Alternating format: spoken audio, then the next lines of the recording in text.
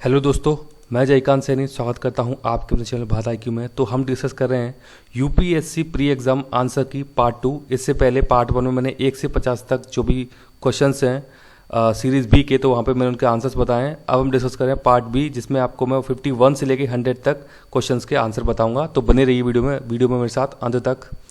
तो शुरू करते हैं। 51 प्रश्न है यहाँ पे, कृषि में फर्टिगेशन के क्या लाभ हैं? तो इस प्रश्न का सही उत्तर है आपके सामने ये है सी, केवल 1, 3 और 4। देखते हैं 52वां प्रश्न, निम्नलिखित खनिजों पर विचार कीजिए। तो 52वां प्रश्न जो है इसका सही उत्तर है, इस प्रश्न का सही उत्तर है बी, केवल 4।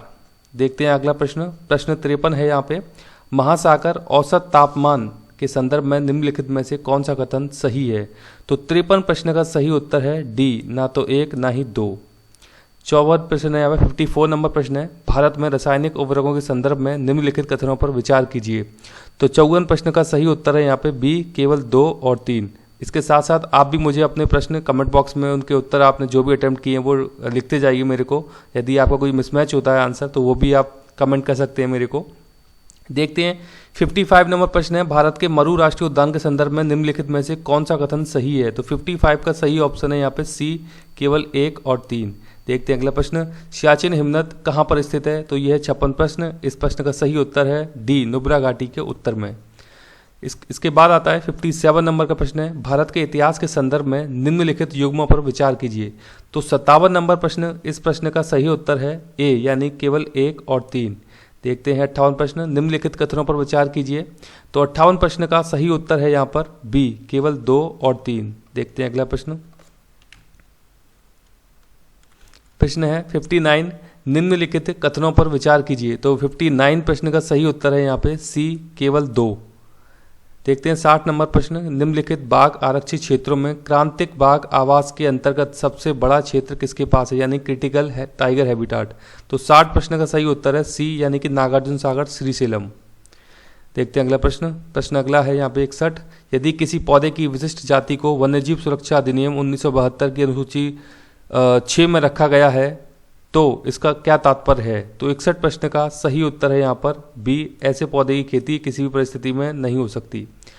62 प्रश्न है, प्राचीन भारतीय गुप्त राजवंश के संदर्भ में समय के संदर्भ में नगर घंटाशाला, कदूरा तथा चौल किस लिए विख्यात थे? तो 62 प्रश्न का सही उत्तर है ए, विदेशी व्यापार करने वाले बंदर का। 63 नंबर प्रश्न है, कृषि में शून्य जुताई का लाभ क्या है? तो 63 नंबर प्रश्न का सही उत्तर है यहाँ पे डी, 1, 2 और 3 तीनों ही है यहाँ पे। देखते हैं अगला प्रश्न। तो अगला प्रश्न है यहाँ पे, यह है 64 नंबर प्रश्न है, भारत की जैव ईंधन की राष्ट्रीय नीति के अनुसार जैव ईंधन के उत्पादन के लिए निम्नलिखित में से किनका उपयोग कच्चे माल के रूप में हो सकता है? 64 प्रश्न का सही उत्तर है यहाँ पे यह है ए, यानी केवल 1, 2, 5 और 6। देखते हैं 65 प्रश्न, निम्नलिखित में से कौन सा कथन कार्बन के सामाजिक मूल्य पद का सर्वोत्तम रूप से वर्णन करता है?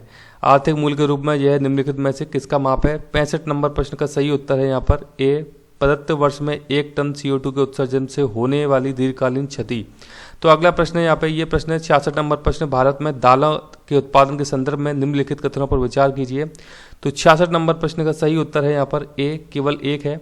देखते हैं 67 प्रश्न, यह फसल उपोष्ण प्रकृति की है, इसके लिए कठोर पाला हानिकारक है, विकास के लिए उसे कम से कम 210 पाला रहित दिवसों और 50 से 100 सेंटीमीटर वर्षा की आवश्यकता पड़ती है।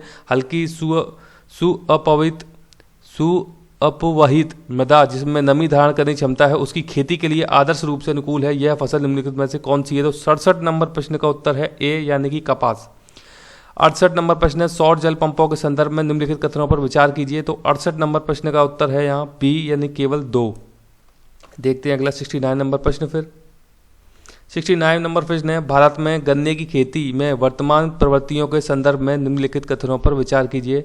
तो 69 का सही उत्तर है यहाँ पर सी, केवल 1 और 4। देखते हैं 70 प्रश्न, भारत के संदर्भ में निम्नलिखित में से किन पद्धतियों को परितंत्र अनुकूली कृषि माना जाता है? तो 70 नंबर प्रश्न का सही उत्तर है डी, 1, 2, 3, 4 चारों ही यहाँ पे ऑप्शन में इसके सही। देखते हैं 71 नंबर प्रश्न, भारत में निम्नलिखित में से किन्हें कृषि में सार्वजनिक निवेश माना जा सकता है? तो 71 नंबर प्रश्न का सही उत्तर है यहाँ पर सी, केवल 2, 3, 6 इसका उत्तर है सही। 72 नंबर प्रश्न है, भारत में फर्म के ब्याज व्याप्ति अनुपात पद का क्या महत्व है? तो 72 नंबर प्रश्न है, इस प्रश्न का सही उत्तर है ए, केवल 1 और 2। इकोनॉमी से रिलेटेड प्रश्न है ये। देखते हैं अगला प्रश्न। तो प्रश्न अगला है यहाँ पर 73 नंबर प्रश्न है, हाल के बीते दिनों में निम्नलिखित में से कौन से कारक, कौन सी नीतियां भारत में चावल के मूल्य को प्रभावित कर रही थीं?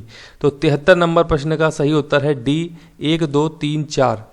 74 नंबर प्रश्न है, निम्नलिखित कथनों पर विचार कीजिए। 74 नंबर प्रश्न का सही उत्तर है यहाँ पर यह है बी, केवल 2। देखते हैं अगला प्रश्न। तो प्रश्न 75 है, निम्नलिखित में से किस समूह के सभी चारों देश G20 के सदस्य हैं? 75 नंबर प्रश्न का सही उत्तर है ए, यानी कि अर्जेंटीना, मैक्सिको, दक्षिण अफ्रीका एवं तुर्की। 76 नंबर प्रश्न है, किसान क्रेडिट कार्ड योजना के अंतर्गत निम्नलिखित में से किन किन उद्देश्यों के लिए कृषकों को अल्पकालीन ऋण समर्थन उपलब्ध कराया जाता है? तो 76 नंबर प्रश्न का सही उत्तर है यहाँ पर यह है बी, यानी कि 1, 3 और 4 केवल बी है इसका सही उत्तर। देखते हैं अगला प्रश्न। तो अगला प्रश्न है यहाँ पे 77 नंबर प्रश्न है, निम्नलिखित कथनों पर विचार कीजिए। 77 नंबर प्रश्न का सही उत्तर है यहाँ पर यह है ए, केवल 1 और 2। केवल 1 और 2 इसका सही उत्तर है 77 नंबर प्रश्न का। 78 है यहाँ पर, निम्नलिखित युग्मों पर विचार कीजिए। 78 नंबर प्रश्न का सही उत्तर है यहाँ पर सी, 3 और 4 केवल। देखते हैं 79 नंबर प्रश्न, निम्नलिखित कथनों पर विचार कीजिए। तो 79 नंबर प्रश्न का सही यहाँ पर उत्तर है यह है डी, ना तो 1 और ना ही 2, ये इसका आंसर है। आगे देखते हैं 80 नंबर प्रश्न है, भारतीय अर्थव्यवस्था के संदर्भ में निम्नलिखित कथनों पर विचार कीजिए। तो 80 नंबर प्रश्न का सही उत्तर है यहाँ पर यह है सी, केवल 1 और 3। देखते हैं 81 नंबर प्रश्न। प्रश्न 81 है यहाँ पे, भारत में प्रत्यक्ष विदेशी निवेश के संदर्भ में निम्नलिखित में से कौन सी उसकी प्रमुख विशेषता मानी जाती है? तो 81 नंबर प्रश्न का सही उत्तर है यहाँ पे यह है बी, यह मुख्यतः ऋण सृजित ना करने वाला पूंजी प्रवाह है। 82 नंबर प्रश्न है, वर्तमान में भारत के अंतर्राष्ट्रीय व्यापार के संदर्भ में निम्नलिखित में से कौन से कथन सही हैं? तो 82 नंबर प्रश्न का सही उत्तर है यह है सी, यानी केवल 3। 83 प्रश्न है, कभी कभी समाचारों में पाया जाने वाला पद वेस्ट टेक्सास इंटरमीडिएट निम्नलिखित में से किस एक पदार्थ की श्रेणी से संबंधित है? तो 83 प्रश्न का सही उत्तर है यहाँ पर ए, कच्चे तेल से संबंधित है। देखते हैं अगला प्रश्न। प्रश्न 84 है, भारतीय अर्थव्यवस्था के संदर्भ में निम्नलिखित में से कौन सा गैर वित्तीय ऋण से में सम्मिलित है? तो 84 नंबर प्रश्न का सही उत्तर है यहाँ पे यह है डी, 1, 2, 3, 4 तीनों ही सही है ये। देखते हैं 85, भारत में क्यों कुछ परमाणु रिएक्टर IAEA सुरक्षा उपायों के अधीन रखे जाते हैं जबकि अन्य इस सुरक्षा के अधीन नहीं रखे जाते हैं? तो इस प्रश्न का सही उत्तर है बी, कुछ आयातित यूरेनियम का प्रयोग करते हैं और अन्य घरेलू आपूर्ति का। तो 85 का है बी यहाँ पे। 86 नंबर प्रश्न है, व्यापार संबंधित निवेश उपायों के संदर्भ में निम्नलिखित कथनों में से कौन सा सही है? तो 86 नंबर प्रश्न का सही उत्तर है यहाँ पर यह है ए, केवल 1 और 2। देखते हैं 87 नंबर प्रश्न आगे। 87 है, यदि RBI प्रसारवादी मौद्रिक नीति का अनुसरण करने का निर्णय लेती है तो वह निम्नलिखित में से क्या है? तो 87 नंबर प्रश्न का सही उत्तर है यहाँ पे यह है बी, यानी केवल 2। 88 प्रश्न है, 1991 के आर्थिक उदारीकरण के बाद की भारतीय अर्थव्यवस्था के संबंध में निम्नलिखित कथनों पर विचार कीजिए। तो 88 प्रश्न का सही उत्तर है यहाँ पे यह है बी, यानी केवल 3 और 4। देखते हैं आगे। 89 नंबर प्रश्न है यहाँ पे, निम्नलिखित कथनों पर विचार कीजिए। 89 का सही उत्तर है यहाँ पे सी, के 1 और 2 दोनों ही सही है यहाँ पे। 89 का सी है। 90 नंबर है, भारत में किसी व्यक्ति के साइबर बीमा कराने पर निधि की हानि की भरपाई एवं अन्य लाभों के अतिरिक्त सामान्यतः निम्नलिखित में से कौन कौन से लाभ दिए जाते हैं? 90 नंबर प्रश्न का सही उत्तर है यहाँ पे यह है बी, 1, 3 और 4 तीनों ही यहाँ पे सही हैं। तो 90 का हो गया बी यहाँ पे। देखते हैं 91 नंबर प्रश्न। 91 नंबर प्रश्न है यहाँ पे, भारत के सांस्कृतिक इतिहास के संदर्भ में निम्नलिखित युग्मों पर विचार कीजिए। तो 91 नंबर प्रश्न का सही उत्तर है यहाँ पे डी, 1, 2, 3 तीनों ही सही है। 92 नंबर प्रश्न है, भारतीय हाथियों के संदर्भ में निम्नलिखित कथनों पर विचार कीजिए। 92 नंबर प्रश्न का सही उत्तर है यहाँ पे ये है ए, केवल 1 और 2। 93 है यहाँ पे, निम्नलिखित में से कौन सा संरक्षित क्षेत्र कावेरी बेसिन में स्थित है? तो 93 नंबर प्रश्न का सही उत्तर है यहाँ पे यह सी, केवल 1, 3 और 4।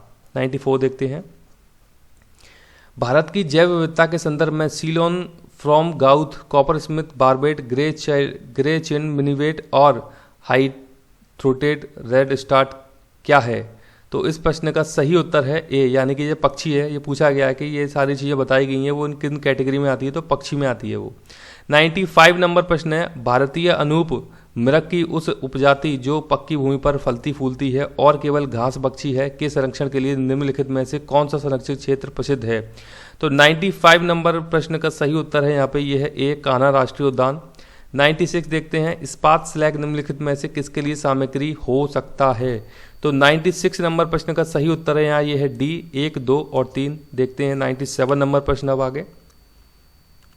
तो 97 नंबर प्रश्न यहाँ पे निम्नलिखित में से कौन से ऐसे सर्वाधिक संभावनीय स्थान है जहाँ कस्तूरी मृग अपने प्राकृतिक आवास में मिल सकता है?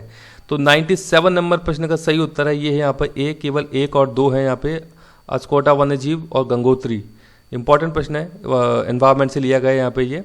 ग्रामीण सड़क 98 प्रश्न है, ग्रामीण सड़क निर्माण में पर्यावरणीय दीर्घोपयोगिता को सुनिश्चित करने एवं अथवा कार्बन पदचिह्न को घटाने के लिए निम्नलिखित में से किसके प्रयोग को अधिक प्राथमिकता दी जाती है? तो 98 नंबर प्रश्न का सही उत्तर है यहाँ पे ये है ए, यानी केवल 1, 2 और 3। देखते हैं आगे प्रश्न। तो 99 नंबर प्रश्न है, अंतिम 2 प्रश्न है ये। निम्नलिखित कथनों पर विचार कीजिए। तो 99 प्रश्न का सही उत्तर है ये है यहाँ पे डी, 1, 2 और 3। देखते हैं अंतिम प्रश्न है आज के पूरे यूपीएससी प्री एग्जाम 2020 का। खेतों में बायोचार का क्या उपयोग है? तो 100 नंबर प्रश्न का सही उत्तर है यहाँ पे ये है डी, 1, 2 और 3। तो मुझे आशा है कि वीडियो आपको अच्छा लगा होगा। मेरी आपसे उम्मीद है, मुझे आशा है कि आप सभी अपने आंसर जो आपने किए हैं अटेम्प्ट वो मेरे को कमेंट बॉक्स में जरूर भेजेंगे। यदि आप कुछ सुझाव देना चाहते हैं या आपको कोई कन्फ्यूजन है तो आप मेरे को कमेंट बॉक्स में भेज सकते हैं। तो इसी के साथ धन्यवाद।